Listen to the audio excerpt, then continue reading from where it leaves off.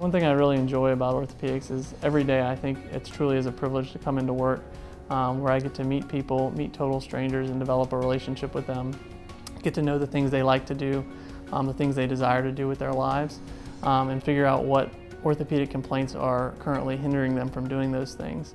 And building a relationship and trust allows us to define a treatment strategy where we can decide on the best path forward to meet their goals of treatment and hopefully get them back to doing the things they enjoy doing in life.